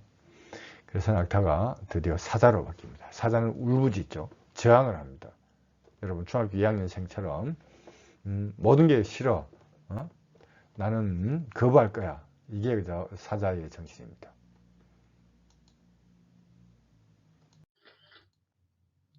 예, 사자는 결국은 이제 복종에 대해서 그죠? 권위에 대해서 저항하는 정신입니다. 싫어. 나는 하지 않을 거야. No. 무조건 모든 것에 대해서 거부를 하는 거죠. 그래서 사자는 내 스스로 나의 운명을 결정하기를 원합니다. 이것은 굉장히 낙타에서 그죠? 진전된 어떤 세계관입니다. 그래서 사자는 그 주인이 너는 마땅히 해야 된다는 이 명령에 정언 명령에 나는 하고자 한다. 나는 원한다. 내가 그저 스스로 원한다. 이것으로 맞습니다. 그래서 사자의 정신은 한마디로 말하면 바로 부정의 정신입니다. 저항의 정신입니다. 이걸 딱 보니까 여러분 뭐가 떠오르죠? 거부해버리는 거. 지금까지 내려왔던 가치관, 절대적 가치를 부정을 내버리는. 자, 그래서 사자의 정신은 뭐죠? 바로 니힐리즘입니다. 지금까지 그 인간의 삶을 지탱해왔던 이 가치가 거짓으로 폭로되고 이 폭로시킨 건 누구죠? 앞서 우리가 봤던 신의 죽음을 이야기했던 여러 사람이 있었잖아요. 바로 그런 시대가 도래했다는 거죠. 인간의 관점에서 세계를 이제 보려고 하고 전통적 가치를 이제 거부를 하는 거죠. 근데 문제는 뭐냐면 사자는 자기의 주인을 그죠 물어 죽였습니다. 그 주인을 그저 없애버렸다고요. 근데 문제는 뭐냐면 없애버리니까 사막입니다. 아무도 없어요. 주변에. 어딘가 길을 가야 되는데 계속 제자리에서 계속 울부짖습니다. 그러니까 결국 길을 찾아 나서야 되는데 이 사자는 그 길을 아직 찾지는 못했죠. 이게 바로 새로운 가치의 창조를 사자는 아직 하지 못했던 거죠. 부정만으로는 거부만으로는 바로 자기의 삶을 그저 정상적으로 살 수 없다는 거죠. 뭔가 자기 스스로 가치를 만들고 이 어두운 밤길을 또는 사막에서 길을 내고 가야 되는데 그걸 못하고 계속 그저 거부만 하는. 그래서 훨씬 더 낙타는 차라리 온순해서 자기를 덜 해치는데 사자는 스스로를 이제 해치게 되는 거죠. 방황을 하게 되고. 방황은 그저 필요할 때 적절히 하고 그 방황의 힘은 결국은 새로운 길을 찾는 대로 나가야 되는데 방황에서 방황으로 끝나는 것이 바로 사자이고 니힐리즘의 단계인 겁니다. 예, 사자는 신을 살해함으로써 종교와 도덕의 절대적 권위를 붕괴시켰으나 그것을 대신할 새로운 가치의 부재로 그죠? 심한 허무감에 사로잡힙니다. 이러한 허무감이 바로 니힐리즘 시대의 정신을 대변합니다. 결국 사자의 정신의 단계는 바로 니힐리즘 단계. 모든 옛날에 그저 어떤 고귀했던 이런 가치가 그 무로 거짓으로 판명되는, 그리고 인간이 어떤 길로 가야 될지는 모르는 이런 깜깜한 밤하늘, 깜깜한 세상이 바로 니힐리즘의 또 사자의 정신의 단계를 의미합니다. 자, 결국 이제 길을 찾아야 되는데요. 어디에서? 나로부터 시작을 해야 된다는 겁니다. 밖에서 신이 죽어버렸고 이데아가 죽어버렸고 그랬으면 결국은 밖에서 오는 빛은 없어요. 결국은 자기로부터, 자기가 등불을 들어야 되는 그런 순간이 오는 거죠. 그건 누가? 바로 니체가 아이의 상징을 통해서 설명하고 있습니다. 예, 이렇게 니체는 짜르투스트라에서 이야기합니다. 왜 강탈을 일삼는 사자는 이제 어린아이가 되어야 하는가? 어린아이는 순진무구요 망각이며 새로운 시작, 놀이, 스스로 힘에 의해 돌아가는 바퀴, 최초의 운동이자 거룩한 긍정. 굉장히 짧은 요 어떤 말 속에 니체의 철학이 전부 다 들어있다고 할 수 있습니다. 어린아이가 되려면 뭐야 해야 되냐? 순진무구해야 된다. 무구란 것은 모른다는 거죠. 모른다는 건 뭐죠? 옛날 전통을 모른다는 거죠. 옛날의 가치를 다 떠나보냈다는 거죠. 자, 떠나버리고 그러면 방어하는 것이 아니고 시작을 해야죠. 시작은 어디에서? 놀이에서.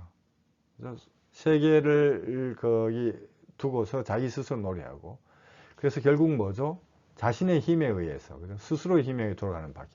결국은 앞으로 전진하는 이 바퀴는 누구의? 밖으로 오는 힘이 아니고 자기에 의해서부터 시작되는 그 힘입니다. 이것이 바로 이런 어떤 바퀴가 굴러가는 이게 최초의 긍정입니다. 거룩한 긍정입니다. 오케이, 그렇다. 나는 살 거야. 나는 내 세계를 그저 한번 구축해 볼 거야. 이게 바로 긍정하기 때문에 가능한 거죠. 계속 투덜거리고 부정하고 거부하면 이런 긍정이 그저 나올 수 없는 거죠. 그래서 어린아이의 망각과 순진무구의 정신은 너는 마땅히 해야 한다는 규범, 과거의 규범에서, 즉 과거로부터 그저 자유로울 수 있는 어떤 능력을 의미합니다. 우선은 너무 과도한 과거, 나의 집안이, 나의 부모가, 나의 그저 상황이 나쁘니까 나는 그저 나의 길은 영원히 없어. 이것은 뭐죠? 자기의 삶을 과거에 묶어두는 거죠. 부모의 어떤 어떤 상황을 자기 삶과 연결해서 스스로 그죠? 어떤 자기 삶을, 자기 에너지를, 자기 힘을 갉아먹는 겁니다. 이게 굉장히 비겁한 행위라는 거죠. 그래서 과거로부터 자유로울 수 있는 능력이 어린아이에게는 필요한 겁니다. 그리고 새롭게 시작한다는 것, 내 세계를 그저 만드는, 구축한다는 것은 근본적으로 자기로부터, 자신임을 그죠? 자기로부터 시작한다는 이 자각이 필요하고, 이것은 뭐죠? 내 삶에 대한, 내 부모가 나의 과거가 어땠고 여기에 잡히지 않고 나의 삶을 살 거다라는, 이것은 바로 자기 삶에 대한 무한한 어떤 긍정이라는 의미입니다. 그래서 어린아이는 과거로부터 해방됨으로써 미래에 대한 헛된 꿈도 그저 가지지 않고 결국 지금 이곳의 삶을 철저히 긍정하고 여기서 시작을 한다. 여기서 일어선다는 거죠. 이것이 바로 자기의 그저 어떤 그 세계를 밝히는 등불을 자기 스스로 켜는 거죠. 이 등불을 켠다는 것이 뭐죠? 자기의 입장에서 세계를 새롭게 이해하고 평가하고 자기의 어떤 그저 고귀한 어떤 그 가치를 만들어내는 것. 이것이 바로 가치 창조의 놀이입니다. 그래서 어린아이들의 어떤 이 순진무구하고 또 이 진지한 이 놀이가 바로 니체가 인간이 나가야 할 그런 하나의 상징이다, 이렇게 보는 겁니다. 그래서 아이에게 놀이 자체가, 그러니까 지금 현재 사는 삶, 그리고 내게 의미 있는 것, 이걸 그저 제일 중요한 어떤 중심으로 두는 겁니다. 놀이 자체가 목적이고 원인입니다. 사자의 약탈한 자유는 이제 노래하는 아이의 정신 속에서 완전한 자유를 향유합니다. 그렇다 형제들이요, 창조의 놀이를 위해서는 거룩한 긍정, 자기 삶에 대한 긍정이 필요하다는 거죠. 정신은 이제 자기 자신의 의지, 나의 의지를 원하며 세계를 상실한 자는 자신의 세계를 획득한다. 그러니까 과거의 세계를 떠나보내는 자만이 결국은 새로운 세계를 획득한다는 거죠. 내가 지난해 그죠? 어떻게 살았는데 그 삶이 나의 족쇄가 되어서는 안 된다는 거죠. 결국 그러한 세계를, 나의 과거를, 어제를 그죠? 이렇게 과감히 떨쳐 보냄으로써 새로운 세계가 획득된다는 이야기입니다. 노래한 나의 정신을 통해 바로 니힐리즘, 결국은 가치가 없는 세계 속에서 옛날 가치는 사라져버리고 새로운 가치가 오지 않았던 깜깜한 터널인데요. 결국 이 터널 빠져나갈 수 있는 것은 뭐죠? 스스로 그죠? 등불을 켜고 길을 가는 겁니다. 이게 바로 그죠? 니힐리즘의 어떤 터널, 또 니힐리즘의 어떤 그런 진창을 그저 뚫고 나오는 하나의 어떤 계기, 출발점이 되는 겁니다. 예, 아이의 정신은 지금까지 인간의 역사에 깊게 드리워진 가치들을 그죠? 떠나보내고, 달리 보면 전통적인 형이상, 이 정신과 몸을 그죠? 이원적으로 보고 하는 이런 또 기독교적 도덕을 대신해서 힘의 의지, 너의 힘을 그저 신뢰하고 영원히 그저 12번 더 태어나도 지금의 나의 어떤 삶 이상의 삶이 그저 가능하지 않다. 사실은 불가능하고요, 그게. 지금 이상의 어떤 삶이 어떻게 가능하겠습니까? 그러니 결국은 나는 지금 여기의 삶을 사랑하겠다. 그리고 나의 힘을 한번 실험해보고 나의 힘을 한번 확장시켜 보겠다. 이것이 바로 아이의 정신이 말하는 것이고, 니체가 궁극적으로 우리에게 사는 삶의 어떤 태도에 대한 어떤 가르침입니다. 자, 여러분도 이런 시절이 있었습니다. 많은 것이 그저 지금 강제되고 또 제도화되고 억압받는 그렇지만 근본적으로 지금 여러분이 사는 이 삶을 자기의 어떤 기쁨으로 그저 이렇게 받아들일 수 있는 용기가 필요한 겁니다. 그러니까 누군가에 강요된 것이 아니고 나는 나의 지금 힘을 기르는, 그래서 나의 삶을 그저 이렇게 여러분 지금 보고 있는 아이가 아주 진심을 다해서 그저 온몸을 그저 그저 어떤 정신을 그저 여기에 빠져서 그저 낙서하는 데 바치듯이 여러분도 다 이렇게 해보셨죠? 그렇게 그저 삶을 살아야 된다. 것이 바로 니체 주장입니다.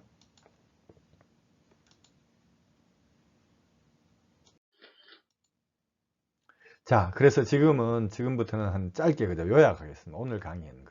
자라투스트라의 가르침이 뭐고, 달리 보면 위버맨시아 대지의 삶이라는 것이 무엇인가를 짧게 요약하겠습니다.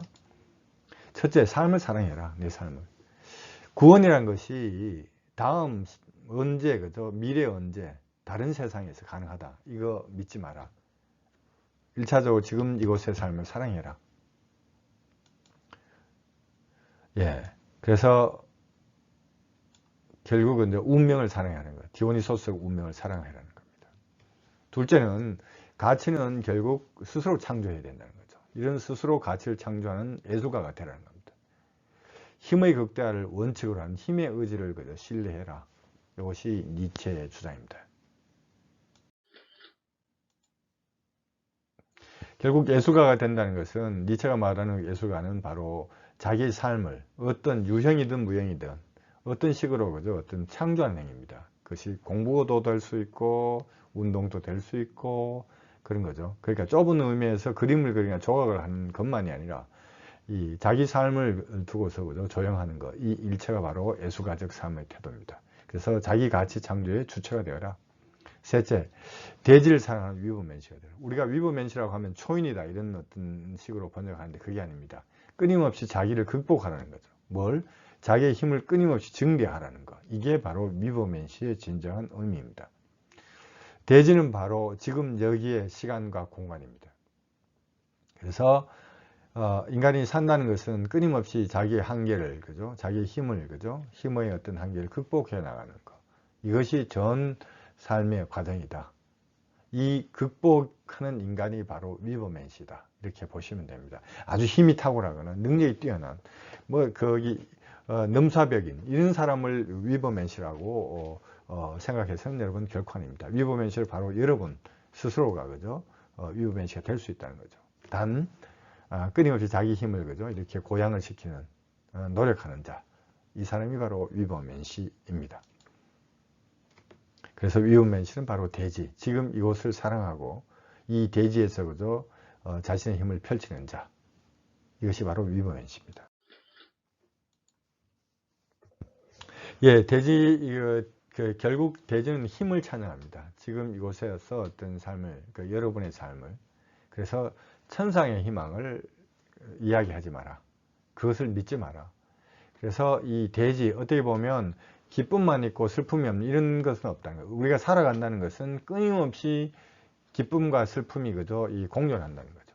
이 기쁨과 슬픔이 공존하는 이 현실을 받아들이고 그것을 회피하지 말고 영원히 긍정을 해라. 이것을 니체가 바로 디오니소스적인 어떤 태도라고 하는데요. 디오니소스는 여러분 그리스 신화를 찾아보시면 아시겠는데요. 결국은 몸이 두 동강이 나는 이 고통 속에서도 나중에 축제의 신이 되잖아요. 포도주의 신. 결국 이제 포도주의 신, 축제는 기쁨이죠. 그런데 이 디오니소스는 두 동강이 났어요. 결국 삶을 찬양한다는 것은 뭐냐? 기쁨만을 찬양하라는 얘기 아닙니다. 이 기쁨과 어떤 고통이 공존하는 이 삶 자체를 회피하지 말고 여기에서 삶을 찬양하라. 라고 그죠? 예, 니체는 이야기합니다. 그것이 바로 디오니소스의 어떤 신화가 의미하는 것으로 니체는 해석합니다. 그래서 삶에서도 어떤 과거와 미래가 아니라 지금 내가 중요하다. 지금 내가 어떻게 될 수 있는가. 이게 뭐라는 거죠. 과거의 내가 원인이 되고 미래의 내가 목표가 아니고 지금 바로 여러분 하루하루 살아가는 이 삶이 그죠? 나의 전부이고 모두이고 그리고 여기에 내 그죠? 모든 어떤 힘을 쏟아붓는. 그래서 여러분들이 뭐 입시라든지 뭐 시험에 굉장히 스트레스를 받는데 멀리 보지 말고 이 매 순간순간 그죠? 나의 어떤 힘을 한번 최선을 다해서 지금 학생이니까 그래서 미래 먼 미래에 내가 어떤 직업을 가질 거야. 그러면 나는 행복할 거야.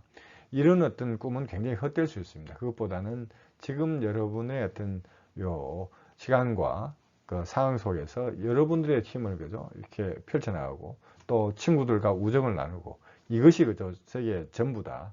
여러분들이 누릴 수 있고 그렇지만 거기에 그죠 고통도 당연히 따르죠. 경쟁을 해야 된다는 이거는 필연적인 겁니다. 피할 수 없는 것이죠. 그래서 이런 것들을 항상 교체한다는 이 삶 자체를 너무 그죠 동화처럼 포장도 해서는 안 되고요.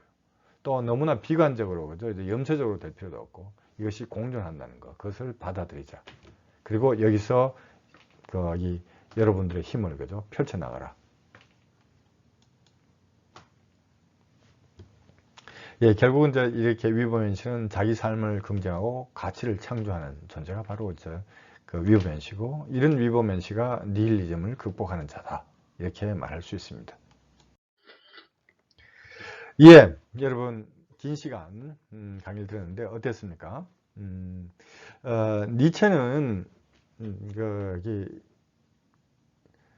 의식이 있고 또 자기의 의지대로 활동한 것은 한 40년, 45년 정도의 삶이었어요. 한 10년은 정신병의 상태에서 어떤 판단도 할 수 없는 이런 무의식 상태에 있었고요. 근데 니체가 하는 이런 이야기들은 굉장히 진실합니다. 이 강단 어떤 학자들, 대학에서 굉장히 좋은 지위와 사회적 명예를 갖고 있는 사람들이 하는 이야기가 다르게. 왜냐하면 니체의 삶은 25살 교수가 됐지만 몇 년 교수 생활을 못했습니다. 계속 병마에 시달리고 또 대학을 떠났어요. 그 대학을 떠나면서 연금이란 것이 굉장히 작게 나왔는데 그걸 근근히 가지고 또 친구들이 좀 도와주는 걸 가지고 그게 이 건강을 그죠 이렇게 돌보기 위해서 여행을 갔지만 그 여행이라는 것이 거기 넉넉하고 풍족한 그런 것이 아니었습니다. 최소한의 삶을 유지하면서 일주일에 그저 단 하루 그저 몇 시간 정도가 정신이 맑으면 그때 그저 그 글로 썼습니다. 또 눈이 안 보일 때는 구술을 해서 자기 제자가 쓰게 하고 그만큼 이 고통에 찬 삶이었습니다. 그럼에도 니체는 한 번도 이 고통에 찬 삶을 포기하고자 한 적이 단 한순간도 없었어요. 그래서 니체가 말하는 이 어떤 위법면시적인 또는 디오니소스적 어떤 삶의 지혜 이거는 니체만이 할 수 있는 그 니체가 이야기를 했기 때문에 이게 진정성이 있습니다. 예, 그래서 여러분 오늘 어떻게 보면 많은 여러 시간에 걸쳐서 니체 철학을 강의해야 되지만 이 강의 자료를 통해서 여러분 스스로 그죠? 니체의 삶을 한번 찾아보고 또 니체의 가르침을 앞서 이야기했지만 이 사람을 보라라는 책을 통해서 기회가 되면 한번 읽어보시면 여러분 스스로에게도 많은 위안이 될 거고 하나의 모델이 될 겁니다. 좌절하지 않는 것, 자기의 힘을 어떤 상황에도 자기의 힘을 펼치는 또 자기의 힘을 증식시키는 것을 포기하지 않는 철학자. 아마도 여러분에게 많은 힘이 되는 철학자가 아닐까 생각합니다. 여러분 긴 시간 감사합니다. 안녕히 계십시오.